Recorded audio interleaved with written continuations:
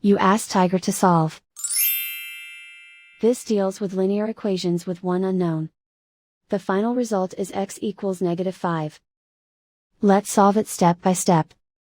Simplify the expression. Group like terms. Simplify the arithmetic. Group all constants on the right side of the equation. Add 24 to both sides. Simplify the arithmetic.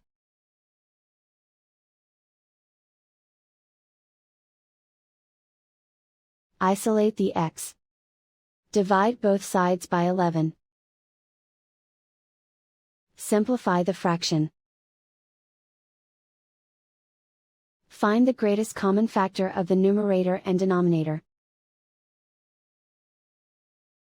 Factor out and cancel the greatest common factor. And so the final result is x equals -5.